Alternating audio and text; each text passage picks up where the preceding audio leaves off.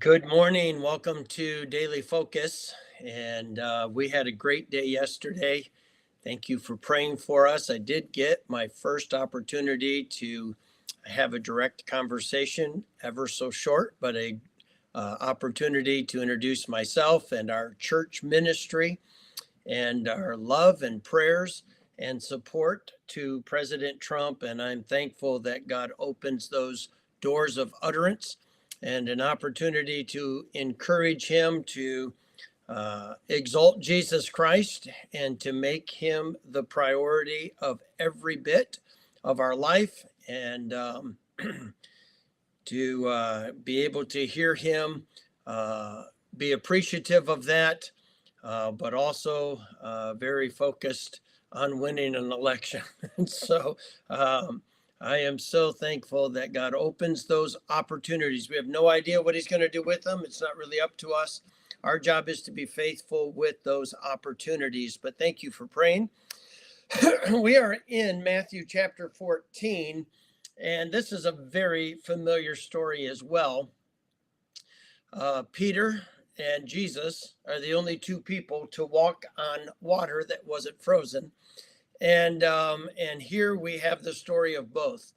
And straightway Jesus constrained his disciples to get into the ship and to go before him unto the other side, while he sent the multitudes away. And when he had sent the multitudes away, he went up into a mountain apart to pray. And when the evening was come, he was there alone.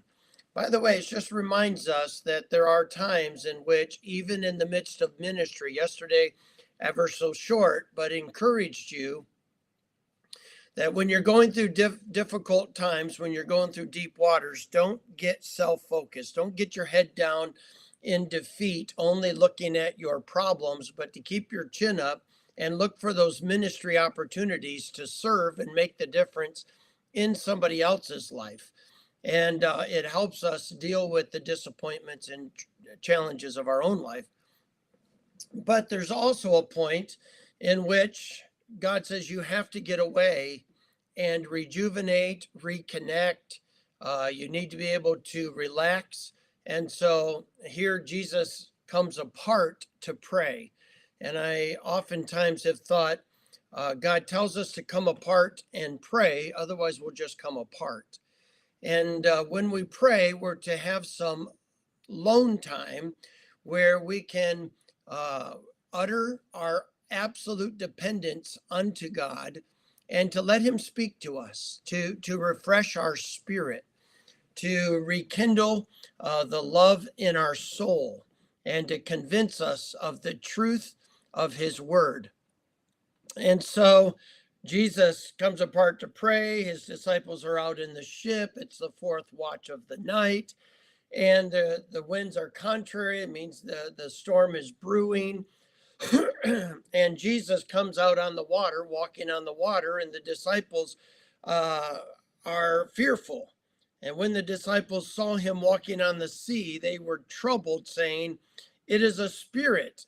And they cried out in fear. Isn't it amazing what our imagination can do in the night? I often think our imagination runs wild in the darkness. Whether we're in the darkness of sin, whether we're in the darkness of night, whether we're in the darkness of trial, whatever it is, our imagination can run wild. And that's when we need to bring our thoughts into captivity back to the obedience of Christ. We can't let our imagination run wild. But they did here, and they were fearful. But straightway Jesus spake unto them, saying, Be of good cheer. It is I. Be not afraid. And Peter answered and said, Lord, if it be thou, bid me come unto thee on the water. And he said, Come. And when Peter was come down out of the ship, he walked on the water to go to Jesus. But when he saw the wind boisterous, he was afraid, and beginning to sink, he cried, saying, Lord, save me. And immediately Jesus stretched forth his hand and caught him and said unto him, O thou of little faith, wherefore didst thou doubt? And when they were come into the ship, the wind ceased. And they that were in the ship came and worshipped him, saying, Of a truth, thou art the Son of God. It's in the midst of the storms that we really are able to be convinced of God's faithfulness. It's in the midst of the storm that we need truth applied, because it builds our faith to realize truth is truth regardless of the circumstances. And if we operate according to truth, God will give us a pathway through the storm. And so, as Jesus teaches Peter, why'd you get your eyes off of me?